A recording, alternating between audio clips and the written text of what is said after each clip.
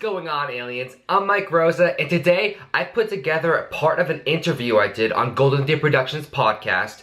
It was about lean bulking. Now the second half of the video is about business and building it as a fitness influencer and how you can really scale that. I'll put that as a part 2, so another video to come. But today's video is going to be about how to lean bulk.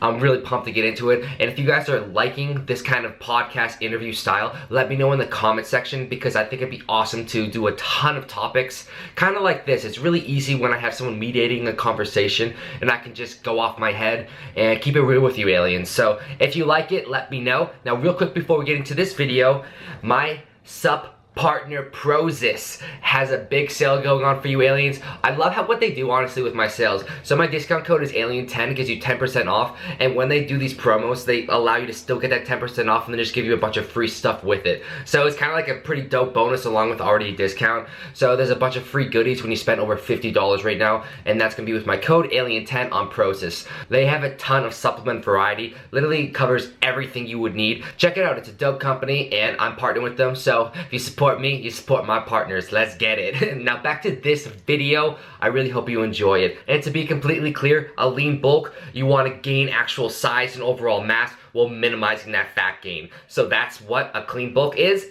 a lean bulk. Let's go. Okay, so let's start. We're gonna do a little two-faceted episode today. We're gonna just do a brief rundown about a lean bulk, how to set one up, and then we're going to transition into some business talk, okay? Lit. All right. So I've used some of Mike's calorie programs. We talked about this, I got really cut doing your microcycling. It's like fall. So if there are some corporate dudes out there who don't necessarily have the ability to get to the gym 5 days a week and really monitor their eating, how would you say effectively they can lean bulk? Because this is kind of the season where people start. I mean, it doesn't really matter if you're going to the gym or working out at home, because the bulking aspect, people think bulking refers more to what they're doing in the gym, but it actually refers to what's going on in the kitchen. So it comes down to the numbers. And to actually gain size, gain mass, gain weight, you need to be in a caloric surplus. So you have to be following some sort of diet. It doesn't necessarily need to be a specific food diet, but mathematically speaking, you need to be at certain numbers in order to actually see growth. So you find your caloric maintenance, and then you make sure you're eating above that to actually gain. So for someone who's in the corporate world or working out at home, working out at the gym, wherever you're working out, it really comes down to the math behind your diet. And if you compensate a workout plan, a consistent workout plan, no matter how many days a week that is, if you're eating in that surplus, you will notice noticeable gain. And then the lean aspect, that's when it comes more into what exactly you're eating and then what exactly you're doing into the gym. So that's more of the fine-tuned detail work, but the overall mass development, you need to be in that caloric surplus. So I'm currently doing a bulk because I've reached like very lean levels, right? And I wanted to gain over the next 6 months, I want to gain 10 pounds lean mass. Mm-hmm. And so one thing I'm trying to figure out is, and I'll monitor it like a psycho, right? Do I incorporate exercise into my calorie expenditure? So let's say it's a rest day, but I still walk for an hour. Do I subtract the 250 to 300 calories from my calorie levels? You know what I'm saying? This is actually a question I've been getting a lot lately, and I've never actually talked about this topic, and I don't really find any information about this topic, so I'm glad you actually brought that up. No, for me, what I do specifically and what I recommend, don't ever take into account how many calories you're burning through your exercises, through your cardio, whatever you're doing. Don't take that into account with a diet, because what we're doing with our diet, if you calculate your caloric maintenance correctly, you're going to always have an activity factor that plays into that equation. So that activity factor is taken into account the general estimation of how many calories you're going to be burning through your exercise in general. That's why we have that activity factor, and it's multiplied in the equation to get your calories. So if you're taking more calories out of that from your exercise, your cardio, you're kind of you're being counterproductive with what you're already doing with the equation by multiplying that activity factor. What if you have a day where you're extra active? Wouldn't you take that into account? No, not necessarily. I mean, it comes out to a weekly average. Each day is going to vary unless you're doing the exact same thing every single day, which is very unlikely for everyone's lifestyle.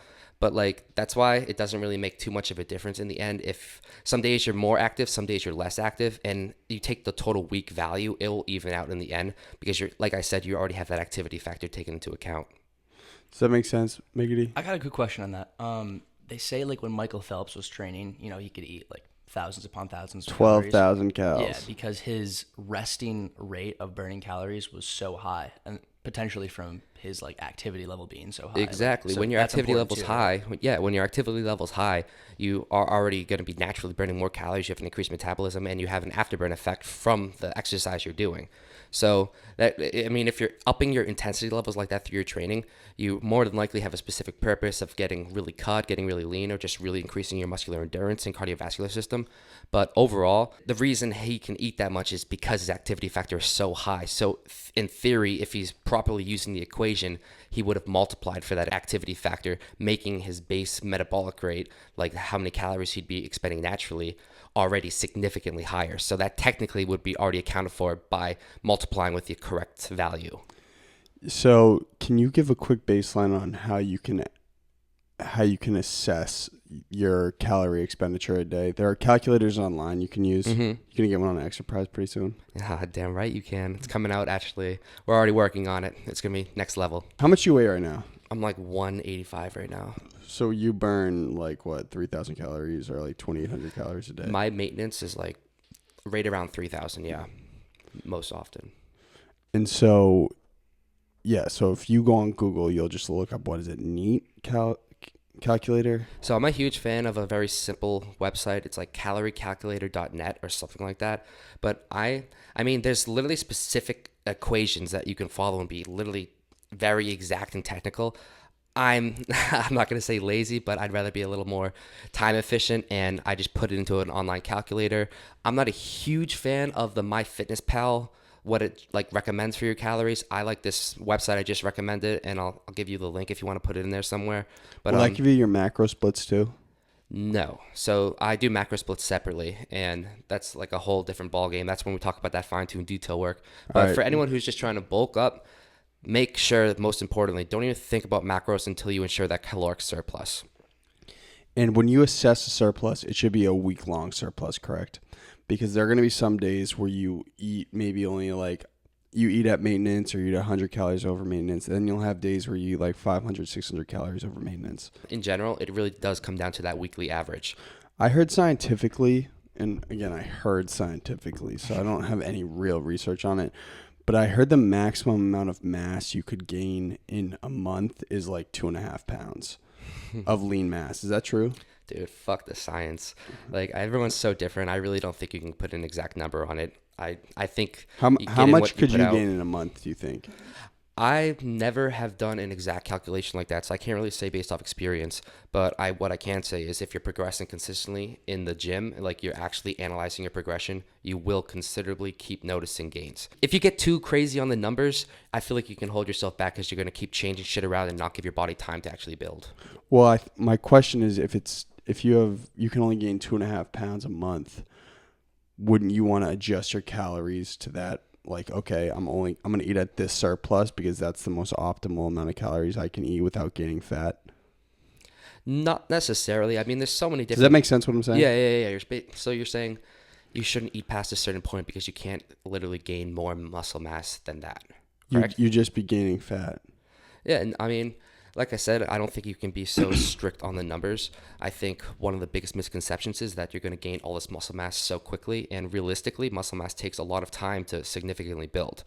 But like when you gain muscle mass, when you gain size, you are going to gain body fat as well. It's impossible not to gain mass without gaining some body fat. You can definitely minimize it, which is what we're going to talk about. But like you can't, if you try to be very specific with how much you're going to allow yourself to gain, I feel like you could cause a limitation and fuck limits. My question would be, how important is the fine tuning of like the actual numbers? Because like I'm also in a bulk right now, and when I try, Okay, miggity. hey, listen, it's low key. When I'm trying to bulk, I just eat like as much as I can, and I don't count. Should I be counting? Like, am I not? Well, you going that Boach Bonnie bulk method or that Mikey Bonkers bulk I'm not method? surf miggity bulking method right now. But Well, what I'm saying is Mike will eat tons of stuff. Like he eats tons of shit. Me, I'm a little more anal about what I eat. But then again, he's the pro. I'm not. Well, I mean, if you want, the more anal you are, the more results you'll get, obviously. But I'm a much more, I mean, in the sense, like, if you're going to be very specific with the numbers and really tailor exactly the micronutrient content along with the macronutrient content, you're going to get better results. But in my case, like, I find that the tedious process behind that takes away the mentality aspect for me. So it becomes really hard to sustain, and I'm all about making it sustainable. So I'd rather the slow forward road rather than up and down cycles. Fair. But regarding your question about do you actually need a track, my answer to that question is if you want to actually monitor your progression, then you have to track, meaning you can just monitor weight, but if you're curious about your body fat, then you're going to have to monitor that. Do you have any idea if you're actually in a surplus? That's the thing. Probably not. Bro, when I first started logging, I was mind blown with how little protein I was eating and how little calories I actually was eating, because I thought I was eating a shit ton. But when you eat clean especially, you're not eating nearly as much as you think you are. So you make sure you're in a surplus, and then I think you're going to surprise yourself that you're not eating enough. Interesting. Amen. Yeah, why? What were you eating back then? Like, what's a base meal for you on a bulk? Let's transition to that. A base meal? I mean, so I always... So just hypothetically, let's say surf miggity, you're bulking, right? Yeah. You want to get that clean bulk in. That lean bulk, but that clean bulk. Yeah. What are you going to say, yo, this should be a base meal for you? So if you're bulking, you definitely want to have good amount of carbs in you. You need to add that size, have that energy. I would say, I mean... Are we talking like a macro split or specific food? Just like simplify for somebody. Like, all right, bro, if you just eat this every meal, then you're likely gonna, and you're in a surplus, you're likely gonna make gains.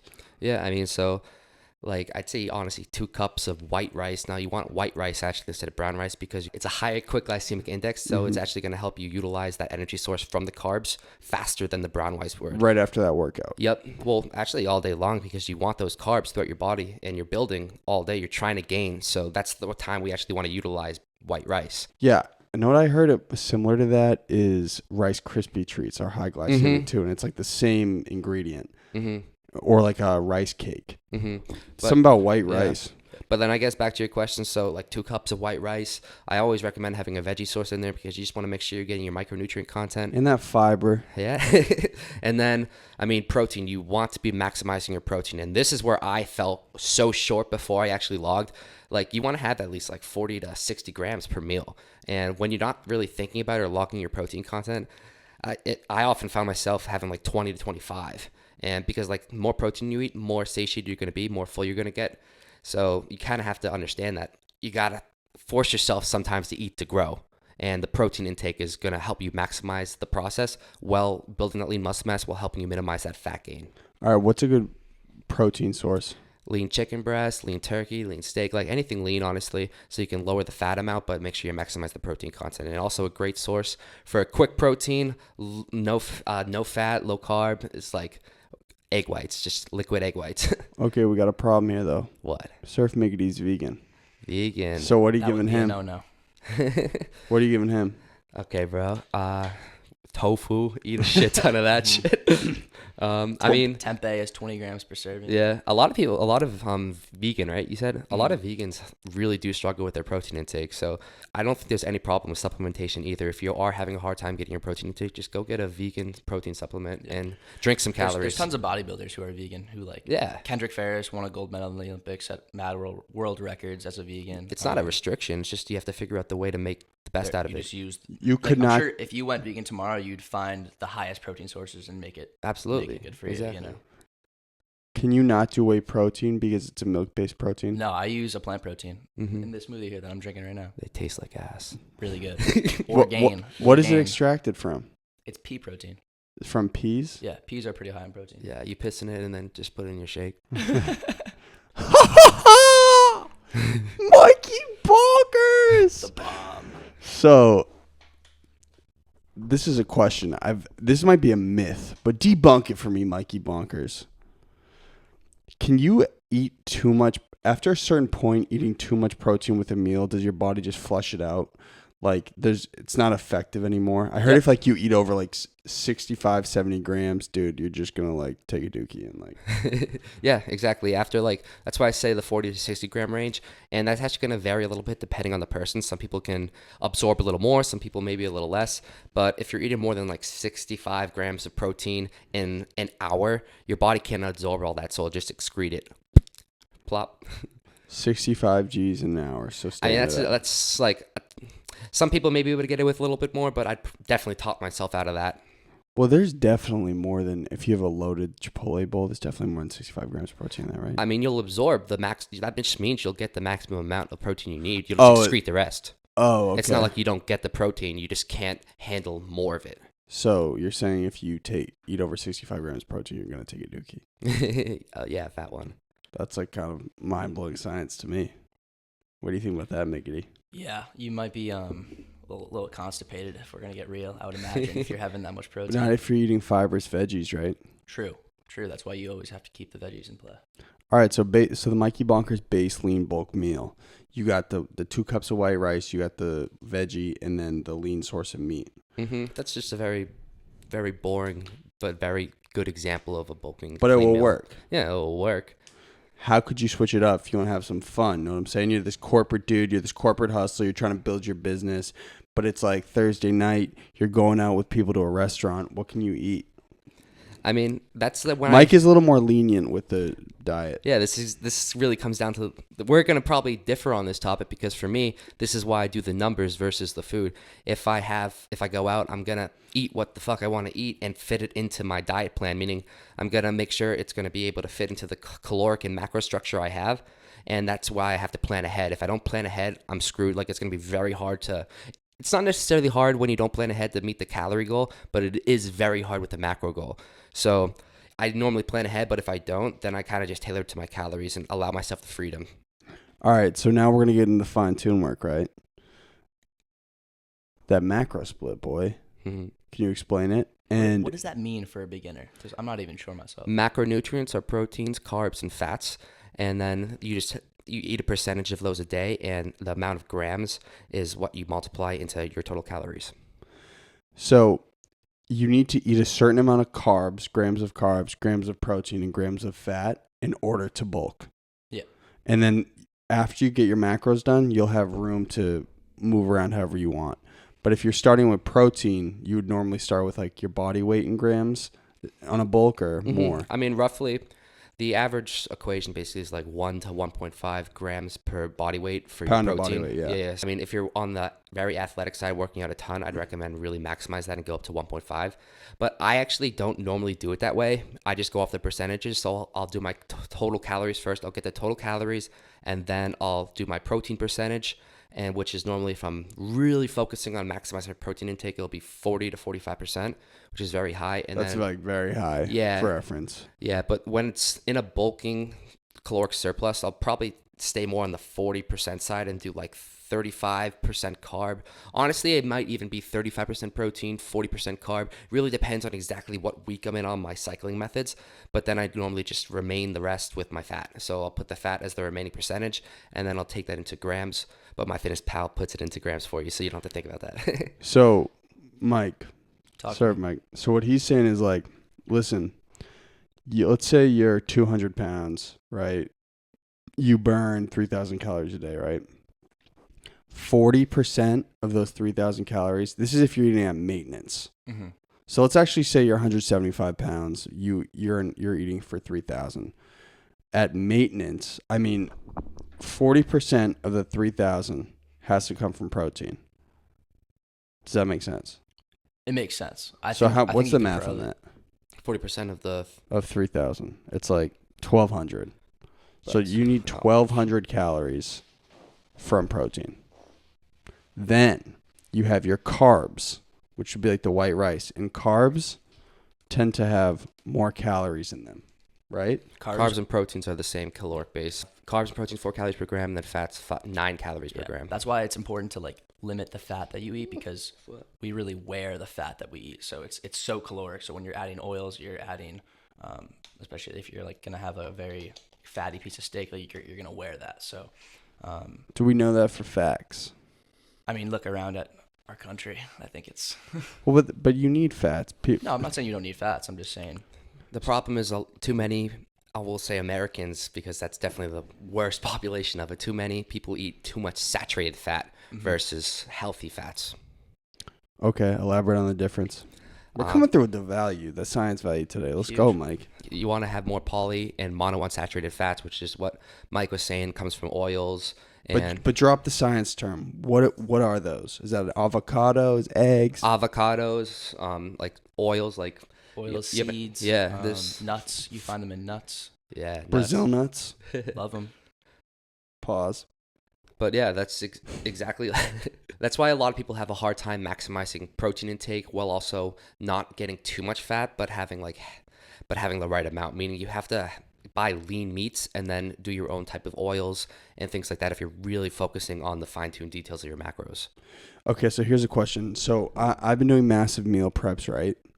And I prepare like 4 days of meals at a time normally. And what I've been doing, because the grill I use is broken, I've been sauteing in olive oil, right? Do you count the olive oil that's absorbed into the chicken into your total calorie count? Yes. You do. Mm-hmm. How do you judge that? Like you take an actual measuring cup of how much oil. And yeah, so let's say I get like 6 teaspoons per like thing of chicken. Sorry, Mike. I eat chicken. My bad, bro. No, you're good. Keep at it. But let's say I do like 6 teaspoons, right? And then it's like 12 pieces of chicken. So I'll say for every 2 pieces of chicken, it's 1 teaspoon of olive oil. Something like that, correct? To my knowledge, at this point in time, it would be you would take into account all of the tablespoons, teaspoons that you put into the actual making behind the meat. And then if you're making a total abundance, what I would do is take the total calories, divide them based on how many you're having, like how many serving sizes you make, and then you would divide or just figure out the math of how much was put into the total for the olive oil, and then divide like that by each serving amount. Yeah. So exactly. So if I have 12 pieces of chicken and I do 6 teaspoons of olive oil, I should add in every 2 pieces of chicken, it's 1 teaspoon of olive oil. Yeah, like I don't math off the top of my head. That's a bitch. Oh yeah, You're eating it, so. But they must wear off. Some a will little burn bit, right? off for sure, but I would say the majority is going to be absorbed. It's like the same thing. Like if you have a little bit of ketchup you're dipping your thing into, that is calories. Like you can't just neglect it. Maybe it's not exact, but like we kind of doing our best, you know? You'll buy 8 ounces of chicken, but that's before it's cooked. Mm-hmm. And so when you cook it, the 8 ounces actually turns into like 6.5. Oh yeah, you have to measure after you already do things. Yeah. And so how would you do that with a scale? Yeah, a gram scale, just anything you can do to weigh your actual meat. Okay, so let's wrap it all back up. So you're a corporate dude, you're a corporate hustler. You might even be a lady. I'm sure it's gonna fluctuate a little bit, and you want to bulk up this fall. Give me the 2-minute plan. Go. Simplify it. Caloric surplus. Eat above your calorie maintenance. Maximize your protein intake. Maximize your carb intake. Let the fats be the remainder. So that's going to be your macros. For like a training program, you definitely need to be focusing on a program that's going to be gaining you mass. I like to recommend power building. So that's a combination of strength movements where you're focusing on strength, the power lifting, and then the bodybuilding. So you're focusing in the hypertrophy range to really maximize the fibers that are needed to actually grow for the muscle mass. So that's kind of the process behind Focus on getting muscle stronger. mass. Focus on building. You have to focus on gaining. And then at the same time, like we said, don't take into account the calorie expenditure. You need to make sure you're eating enough. And I think that's the biggest thing that people can't do when it comes to bulking. They think it comes down to training harder, lifting more weight, and it really comes down to eating more. And then when we're talking about minimizing the fat gain, you take into account the numbers so you do that caloric cycling method. Like I like to recommend, I told Connor this, to change your calories in like a 6-week process. You do like 100 calories more each week, and that's a method you could do for a caloric cycling method for your calories to gain mass. Don't stop doing cardio. Limit your cardio, but don't neglect your cardio. It's so important for your cardiovascular health. That's going to help you significantly minimize your fat gain. And a cardio style I'd recommend is high intensity interval training. You do not want to be doing long cardio. You're not trying to waste any muscle mass. You're just focusing on the fat loss aspect and really ramping up that heart rate to burn some extra fat. I hope you got value from this video, aliens. It's definitely very different from my normal style of content. So if you like it, please let me know, because I can definitely continue making topic videos like this, which I think could be really cool as we explore all different kinds of topics, because we got no limits, aliens. Now make sure to smash that thumbs up button for me and click that notification bell right next to subscribe so you don't miss any new video uploads from me. I'm uploading multiple videos a week. You don't want to miss any. And remember, make sure you download my workout app, Exerprise. Unlimited free workouts customized to you, and I have a ton of dope features dropping. Honestly, just dropped in like the next couple hours, actually. Get excited. Is going to be a customizable timer feature where you can literally choose your timer for a stopwatch, a Tabata timer, or you can even customize intervals and even a tempo sequence. Let's freaking get it. Always getting to that next level. Thank you for your support, aliens. I haven't released this many YouTube videos this month, but come October, I'm planning a daily upload schedule of dope content, so you can get really excited for that, because I'm pumped to put it out. And make sure you're on my email list, Invasion email list. I have a new website dropping 10/1. So in just like a couple more days, it's going to be freaking lit. Honestly, I'm so excited by how much more value is going to be provided on anabolicaliens.com. Ton of stuff. Go head over to anabolicaliens.com and get on the email list. Have a surprise. I'll see you in the videos to come. Jesus, I'm just rambling today. Peace.